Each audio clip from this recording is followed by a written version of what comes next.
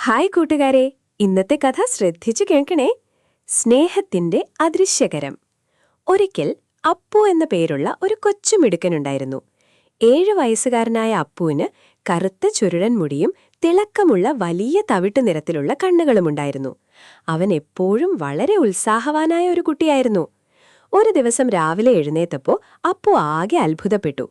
രാത്രി അവൻ കളിച്ചിട്ട് മുറിയിൽ അലങ്കോലമായി ഇട്ടിരുന്ന കളിപ്പാട്ടങ്ങളെല്ലാം പെട്ടിയിൽ ഭംഗിയായി അടുക്കി വെച്ചിരിക്കുന്നു. അവന്റെ പുതപ്പും വിരിപ്പും കൃത്യമായി മടക്കി വെച്ചിരിക്കുന്നു. ആരാണിത് ചെയ്തത്? അവന് മനസ്സിലായില്ല. അന്ന് സ്കൂളിൽ പോയി ഉച്ചഭക്ഷണത്തിന് ബാഗ് തുറന്ന അപ്പു വീണ്ടും അമ്പരന്നു.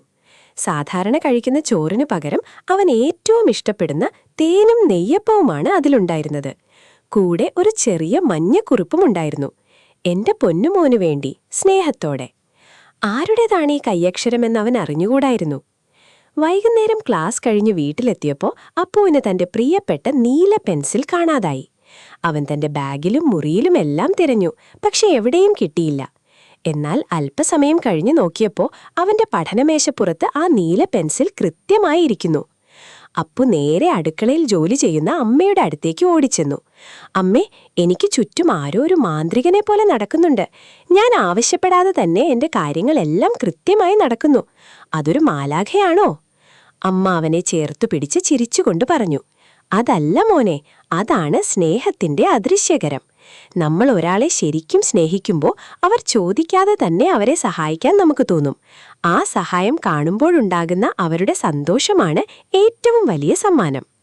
അമ്മയുടെ വാക്കുകൾ അപ്പുവിനെ ആഴത്തിൽ ചിന്തിപ്പിച്ചു. അവൻ തന്റെ കുഞ്ഞനിയത്തി മിന്നുവിനെക്കുറിച്ച് ഓർത്തു. മിന്നുവിന്റെ പ്രിയപ്പെട്ട പാവക്കുട്ടിയുടെ ഉടുപ്പ് കഴിഞ്ഞ ദിവസം കളിക്കുന്നതിനിടയിൽ കീറിപ്പോയിരുന്നു. അവൾ അത് കണ്ട് ഒരുപാട് സങ്കടപ്പെട്ട് കരയുന്നത് അപ്പു കണ്ടതാണ്. അന്ന് രാത്രി എല്ലാവരും ഉറങ്ങിയപ്പോൾ അപ്പു പതുക്കെ എഴുന്നേറ്റു. അവൻ അമ്മയുടെ തുന്നൽപ്പെട്ടിയിൽ നിന്ന് സൂചിയും നൂലും എടുത്തു. പതുക്കെ മുറിയിൽ ചെന്ന് അവൻ ആ പാവയുടെ കീറിയ ഉടുപ്പ് വളരെ ശ്രദ്ധയോടെ തുന്നിച്ചേർത്തു. പിറ്റേന്ന് രാവിലെ മിന്നുവിന്റെ വലിയ ആഹ്ലാദ പ്രകടനം കേട്ടാണ് അപ്പു ഉണർന്നത്. തന്റെ പാവക്കുട്ടിയുടെ ഉടുപ്പ് ശരിയായത് കണ്ട് അവൾ സന്തോഷം കൊണ്ട് തുള്ളിച്ചാടുകയായിരുന്നു. ഇത് കണ്ടപ്പോൾ അപ്പുവിന്റെ ഉള്ളിൽ ഒരു വലിയ മധുരം അനുഭവപ്പെട്ടു. ആരും കാണാതെയും അറിയാതെയും മറ്റൊരാൾക്ക് വേണ്ടി നാം ചെയ്യുന്ന ചെറിയ സഹായങ്ങൾ നൽകുന്ന സന്തോഷം വളരെ വലുതാണെന്ന് അപ്പു അന്ന് തിരിച്ചറിഞ്ഞു. അന്നു മുതൽ അപ്പുവും എല്ലാവർക്കും ഒരു അദൃശ്യകരമായി മാറി. ലോകം കൂടുതൽ സുന്ദരമാക്കാൻ വലിയ കാര്യങ്ങൾ ചെയ്യേണ്ടതില്ലെന്നും ചെറിയ സ്നേഹപ്രവർത്തികൾ മതിയെന്നും അവൻ പഠിച്ചു. ഗുണപാഠം: സ്നേഹമെന്നത് വാക്കുകളിൽ പറയേണ്ടതല്ല, മറ്റുള്ളവർക്ക് വേണ്ടി നാം ചെയ്യുന്ന കൊച്ചു കൊച്ചു നല്ല കാര്യങ്ങളിലൂടെ കാണിച്ചു കൊടുക്കേണ്ടതാണ്. ഈ മായാജാല കഥ നിങ്ങൾക്കിഷ്ടമായെങ്കിൽ ലൈക്ക് ചെയ്യൂ. കൂടുതൽ കഥകൾക്കായി സബ്സ്ക്രൈബ് ചെയ്യൂ. നിങ്ങളുടെ ഇഷ്ടപ്പെട്ട ഭാഗം കമന്റിൽ പറയൂ. പുതിയ കഥകൾക്കായി ഫോളോ ചെയ്യൂ. വീണ്ടും അടുത്ത മായാലോക കഥയിൽ കാണാം.